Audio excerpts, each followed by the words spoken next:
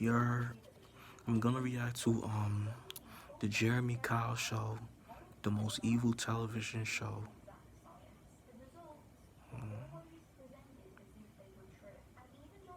Before this video start, bro, um, I used to watch Jeremy Kyle show. The first time I heard about Jeremy Kyle show was the show. His show was um his show was on America. You know, like he aired his show on America. They had a like American version of the UK, bro. But his American version didn't last long. They canceled that shit. So yeah, bro. But I used to watch Jeremy Kyle show back then when it was aired on TV, bro. The Jeremy Kyle Show. I guess this show's called The Jeremy Kyle Show, right? But it could be called The Show. Will you believe it or not? Oi! Until your ass, shut up! Oh, no! The most evil television show in English history. A viciously exploitative production that took the most vulnerable people from society and put a spotlight on their life, with a host who would mercilessly ridicule them for a live audience reaction of abuse and laughter. The Jeremy Kyle Show ran for over 14 years, with more than 3,000 episodes. That is, until the dark truth finally came to light. Born in 1965, Jeremy grew up privileged. His father worked as an accountant to the Queen Mother for over 40 years, and as a result, Jeremy attended a private boys' school for his entire education. He then attended university to study history and sociology. Following this, he bounced around employment for about a decade before deciding on his future. This included selling life insurance as a recruitment consultant, and finally in radio advertising. In 1996, he transitioned onto the microphone himself as a broadcaster, and over the next decade, honed his craft. Within a couple of years, Jeremy Kyle had developed a recurring show that was seeing great success. It was called Jez's Confessions. The premise was real simple. Jeremy would wait for callers to provide content for the audience. These callers could talk about absolutely anything that they wanted. Jeremy was there to listen, give advice, and hope that it was interesting enough to keep his listeners entertained, which it almost always was, as people would usually talk about the things they wouldn't discuss in public. Problems involving addiction, infidelity, violence, sex, mental health, or anything else you can think of that would traditionally be taboo. This format, even as early as the year 2000, was polarizing. You either love it or you hate it, said Jeremy's boss. The amazing thing is that the people who hate it are as loyal to it as the people who love it, Jeremy added. And this remained true the entire time Jez's Confessions ran, which was for a little over 5 years across multiple different radio stations. In fact, the only reason it even ended was that it was simply too successful to remain on radio. The format was almost perfect for capturing a recurring audience. There was, however, a few ways to improve the formula. It needed visuals, and so television, an audience, and the guests there in person to air out their story live, it was now perfect. This also came with a rebrand from Jez's Confessions to the Jeremy Kyle Show. It was an immediate smash success, and you can see why. Your first day, do me a favour, big boy, get rid of that.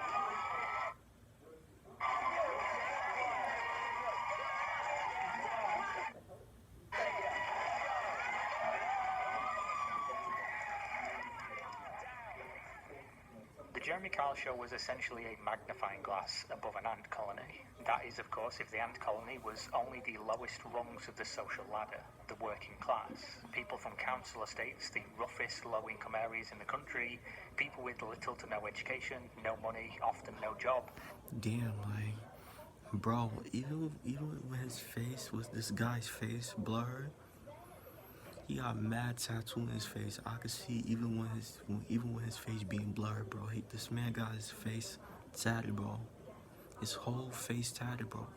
Stop with him, bro. No, I don't mind face tat, but that not OD, bro. You're ODing right, bro. Like,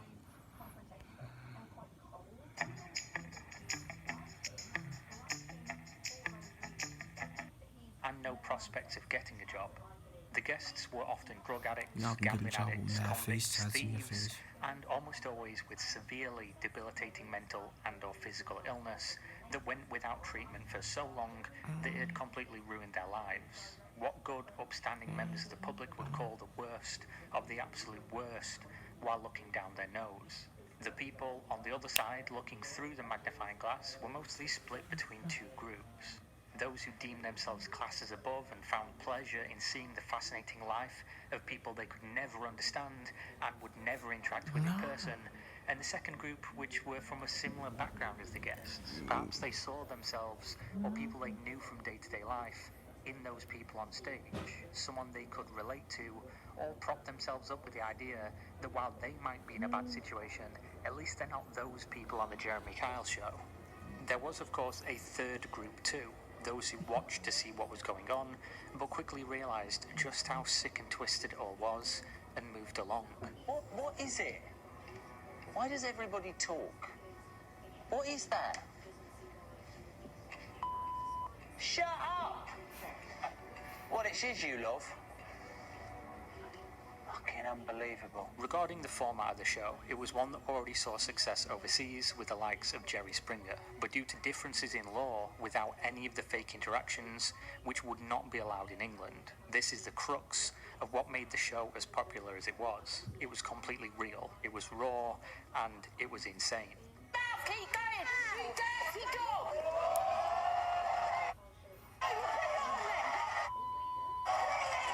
Each episode, Jeremy would introduce the scenario, give a little bit of context, and then bring on the guest who would explain further while being questioned by the host. They would have the people involved in the conflict backstage, watching and listening in. They would often cut to the reactions of those people getting more and more upset, more angry as things went on, and Jeremy would then likely bring those people on stage and just wait for the fireworks, which would always happen. The claim of Jeremy Kyle and the producers was that this was mediating issues. What Jeremy Kyle was actually doing was shouting at, belittling, abusing, and bullying these people. And the audience could not get enough of this, but who can blame them with the topics of each show? They entertained by that. I'm sure that those fans those audience was entertained by that, bro. And the classics include, Respectfully. "Your boyfriend killed my hamster. Has my son cut up my sex toy? I'll marry you if you prove you only cheated 16 times. Have I been having sex with my brother?" If you got sex with your brother, you mad weird, bro. You mad whack, bro. That shit is whack.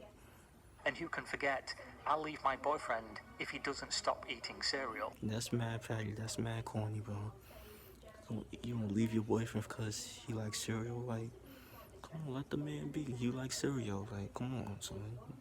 Eventually, most episodes involved a lie detector test, which was usually the point that the audience went absolutely wild. The victims started screaming, fighting, trying to run away, but being cornered by Jeremy, cameras, and security. The format was pure gold, the ratings were through the roof, and as Jeremy had accurately pointed out years prior with a less polished product, whether you loved or hated it, you still watched. It was just that hard to look away. Even if you knew what it was, a gross exploitation, it was interesting to see the most intimate details and interaction of those who live a life so foreign to you, they might as well be another species entirely. For this reason, it was the most popular program on the network by a country mile, but despite being so visibly vile,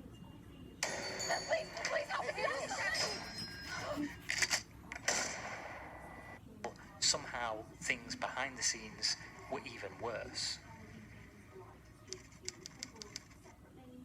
As early as the first ever episode of the Jeremy Kyle Show, people saw what it was. Even if all the proper precautions were taken, there was only one way the show would end, in tragedy. Now, when we think about what is important to a television network, to the creators and to the producers, we encounter the vicious cycle. When your show is about conflict, about insane scenarios that bewilder onlookers, causing them to stop what they're doing and watch like that of a car crash, you stand to benefit the more extreme this conflict becomes. That means the impetus is to find the most extreme guests possible. It also means you are heavily incentivized to make sure these extreme guests are fired up the minute they hit the stage. In an investigative documentary released by Channel 4, another UK broadcaster, former staff were interviewed anonymously. These former staff revealed allegations of the most insidious off-camera behaviour you could ever imagine. Some of these allegations were backed up by former guests of the show, such as, upon arriving to the Jeremy Kyle Show studio, each individual in the conflict were taken to separate rooms and manipulated for multiple hours, psychologically prodded and baited with information they knew would just get their blood boiling. He said this about you. Oh, you wouldn't believe what she just told me. I know what I'd do if I were in your position. You know, that sort of thing. Years on the job, watching people unravel in real time, taught the staff all the buttons they needed to press to get people in the mindset to immediately go for it when they got on stage. After all, the viewers were there for exactly that, for people to appear on stage and start going absolutely crazy immediately. They also alleged the producers would lie to guests right as they are about to walk on stage regarding the rewards of the show. For example, if you were there to get someone into rehab for a drug addiction, they would tell you that there was only one spot for rehab available and multiple families fighting for it. The family that made the best content for Jeremy's show would be given the spot. This wasn't true. There was a spot for all guests. Another allegation made by the anonymous workers was that they helped guests to bypass the mental health questionnaire, guiding them through answers that they knew might get them disqualified. After all, if they failed a mental health test, the show could not go on. And it was, of course, in the producer's best interest to get them through the liability portion to say that they were actually okay to proceed, even if that was not true. And again, the less okay they were, the more likely they were to make for good victims for the show. The checks and balances that were in place to protect the guests were alleged to be a facade, one that worked since the show continued for 14 years doing this, constantly fueling that vicious cycle of looking for the most vulnerable people you could find to be exploited for the machine of Schadenfreude. Why? A question you will no doubt ask yourself while listening to this story is one of the most important questions in life. Why? Why would people sign up to the Jeremy Kyle Show after knowing what it was, when the evidence was in front of their eyes, how they would be treated on a national stage, how this would probably ruin their life? Well, the answer could have come up previously in the video during the exploitation portion, because they were manipulated and exploited, first by society and later by the producers of the show. Again, the people targeted were the most vulnerable among us, the ones who had nothing, the ones who were perhaps not mentally capable of making sound decisions, the ones that were the most desperate in life. The show did offer solutions to guests as a carrot on a stick. If you needed answers to a burning question and had no other way to know, you could turn to the Jeremy Kyle Show. Perhaps you were worried your partner was cheating on you.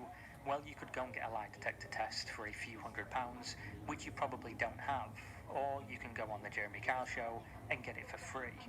Perhaps your daughter's a heroin addict and you can't afford rehab to get her clean. You know if you don't, you might lose her. Well, you can go on the Jeremy Kyle Show and they'll pay for rehab. Perhaps you think your child might biologically not be yours. You can't afford a paternity test, but Jeremy will get you one. The trick here, of course, is you are being offered these carrots, but to get the carrots, Jeremy would also be beating you with that stick. He will be degrading you, he will be bullying you, and the mob will be cheering. About them, do you? Don't you think I feel ashamed about it? Oh yeah, what? During, before, or afterwards? After that. Well then get off it. That's why they come here for. You didn't know, did you? The other reason people went audience on the like show that shit. was they thought it was a path to stardom, a path out of where they were living. They watched the Jeremy Kyle Show, they loved it, and they loved Jeremy himself. These people always thought they were the person who was right, and everyone else would be taking their side. The audience, Jeremy, people in the real world would watch their story and think, actually, you're right. Maybe this would make their life a little bit better. Almost always, they were actually wrong. They just didn't know how wrong they were until it was too late. One aspect to also consider, the Jeremy Kyle Show was about conflict between multiple parties, which means if someone had an issue with you, they could contact the producers and start the process, which resulted in the desperate producers relentlessly hounding you, allegedly lying to you, and trying everything they could to get you to say yes. And of course, there's another why here. Why did the show work so well? People love Schadenfreude. I don't know why. We've all seen someone fall over and laughed. We've seen the popularity of things like America's Funniest Home Videos. It can't be denied that people inherently like to see things like that. Although for the majority of people, it's only funny when you know the person is okay after, when you don't see real harm. The insidious element of the Jeremy Kyle show and others like it is that unlike seeing somebody fall over and knowing they're okay when they stand up after, you don't ever see the consequences. You watch these people as if they're characters in a play. They cry, they scream, they attack each other. But what happens after the cameras finally stop rolling? You don't ever know if they're okay. There's no moment where you have to come to terms with the damage that was caused for your entertainment. You thought you saw people reach their lowest, and you were wrong. If you ever met someone in real life who was on the show or dealt with problems as severe as those you were laughing at while watching, you would understand that when the cameras stopped rolling, that wasn't the end. It was just the beginning. Steve Diamond came on the show to prove to his fiancée that he wasn't a cheat. Diamond was found dead. Police believe he took his own life. Damn, bro. The reality of this is when you push anything to its limits, it will eventually break. For the Jeremy Kyle show, the thing that would break was people. The cancellation. An episode of the Jeremy Kyle show has been taken off the air at the last minute after a guest. So this man, like, you know, died, took his own life, you know, because of Jeremy Kyle show, man. Damn, bro. Died shortly after appearing on the show. Over cheating allegations. You guys, over cheating allegations. Kyle show being taken off air has been named in newspapers as 63-year-old Steve Diamond. In May of 2019, a man by the name of Steve Diamond contacted the Jeremy Kyle producers, begging them to be allowed on the show. You see, Steve was in a relationship with a woman called Jane, or at least he had been before she found out he was lying to her. He told her that he was in the Navy for 10 years. He wasn't. He told her many things that turned out to be untrue. When confronted with this fact, he plainly stated, "I'm not sure why I do this. I just can't help myself." Steve was clearly a troubled man with some untreated mental health problems, but he did love Jane more than words could express. There was a divide in the relationship despite this. Jane couldn't shake the feeling that perhaps he was a cheat. Maybe part of the lies he told was that he was faithful to her. Steve begged her to believe him. He said he would take a lie detector test. He'd seen them do it on Jeremy Kyle, a show that Jane watched often. She really liked Jeremy. And so, that's what happened. Steve and Jane arrived on set, were separated into different rooms, and didn't see each other for about 6 hours. During that time, Steve took the test. He was then taken on stage with Jane and exposed as a liar, told he was a cheat, to which he broke down and wouldn't stop denying the results, wouldn't stop promising Jane it wasn't true. But according to Jeremy Kyle, there was no ifs, ands or buts. He was a cheater, he'd betrayed Jane, and that was that.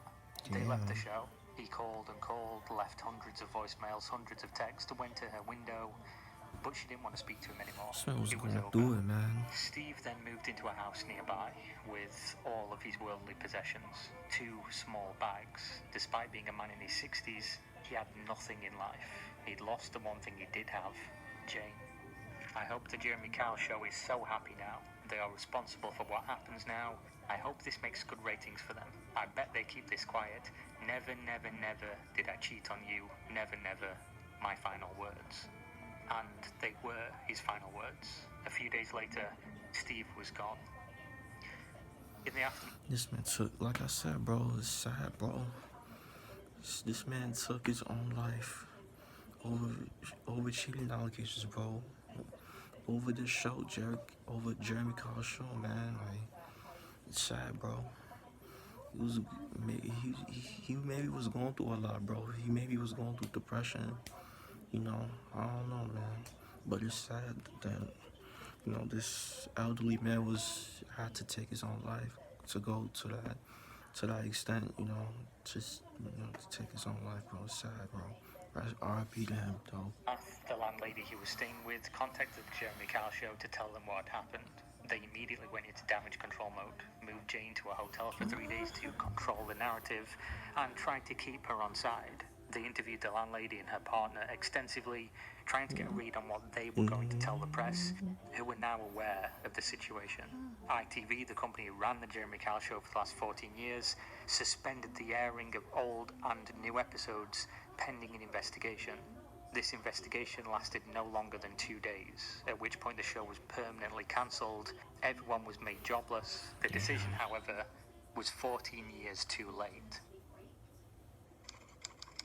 The ignorance. After seeing the news break and the show cancelled, there was, of course, mixed reactions. Those who loved the show were distraught that they could no longer feel superior in the face of those born into abject poverty. Those who saw the show for what it was knew this was only a matter of time, and thankful it had taken so long for such tragedy to strike. Unfortunately, that wasn't true.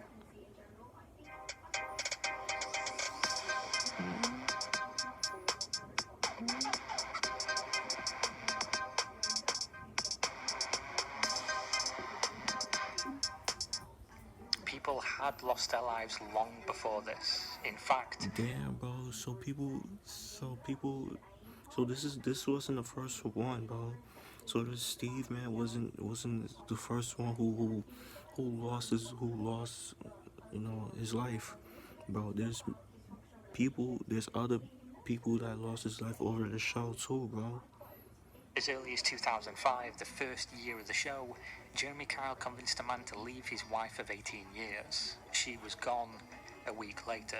The husband claims neither of them were psychologically screened prior to the show, and if they had been, would have easily been rejected. His wife was on strong painkillers, suffered from depression, and had taken overdoses before. She was clearly unfit to be on a show like this. That wasn't the end of it. More and more deaths were then linked to the show over the 14-year runtime that saw over 20,000 people on his stage across more than 3. That don't look good on shirt. That don't look good, bro. That do not look good.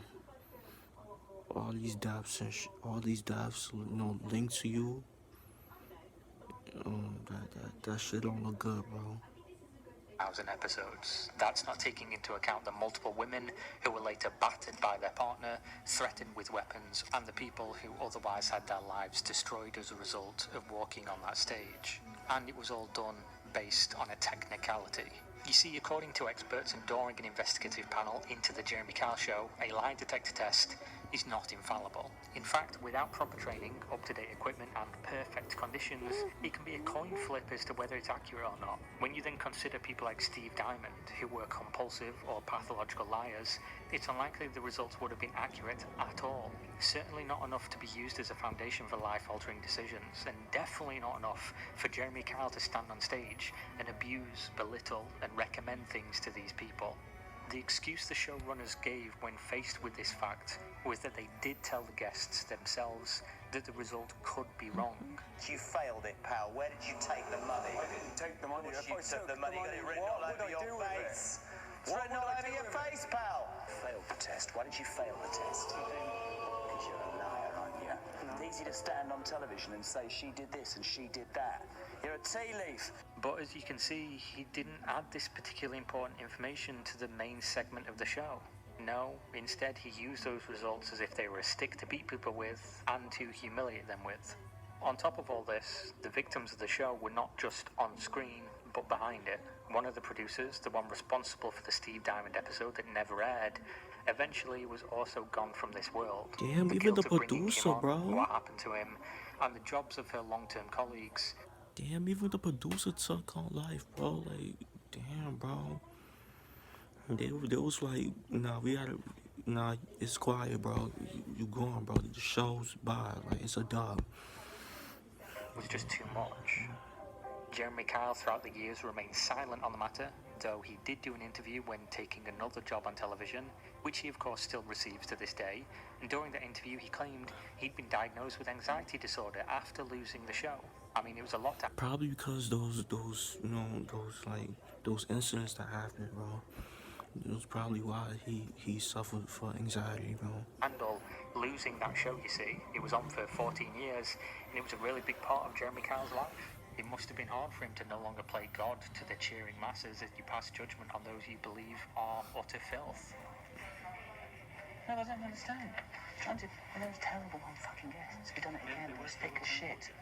To not have any more props to use in your ascension to daytime television superstar, to feed your ego more under the guise of helping people, which is what he claimed this was, which anybody can plainly see, this is not help.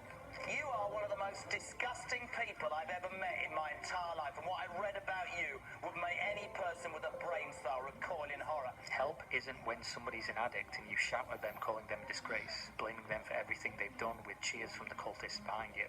Telling people you're there to help them, telling people they'll be sent to rehab if they can't afford it. All they have to do is come on the show and open up. Then mercilessly bullying them for cheap laughs. This was class warfare, plain and simple. Jeremy Kyle was a rich kid from a privileged background, a private school, university, and all that comes with it. He grew into a rich man who saw poor people with their typical poor people problems as absolute disgusting filth. He frequently said as much on his show. You cannot fake the look on his face or the snarl to his words when he spoke to these people that he claimed to be helping. He used his platform to exercise this power dynamic of saying whatever he could to people he deemed less than himself. And ironically, he did this for an audience who were probably not that much higher in his own estimation, but could at least trick themselves into feeling superior for an hour a day watching him do it to somebody else. Someone who they almost certainly had more in common with than they did Jeremy Kyle. The Jeremy Kyle Show was a vile, miserable, evil TV show that brought out the worst in the viewers and fed the ego of a man with a god complex. To this day, Jeremy Kyle still gets work on broadcast television. Listen, I've been cancelled. Yeah. In this world, it seems now that unless you follow a certain path, you're labelled. Okay, that's the show. Yeah, bro. Let me know what y'all think about this situation, bro. Let me know what y'all think about Jeremy Kyle, bro. Do y'all think he's toxic, bully, not valid, like, so evil, or do y'all think he's just doing his job, bro? Like, you know. But yeah, bro. Make sure y'all like, comment, subscribe. Y'all know the vibes. Whoever's just checking out, you are.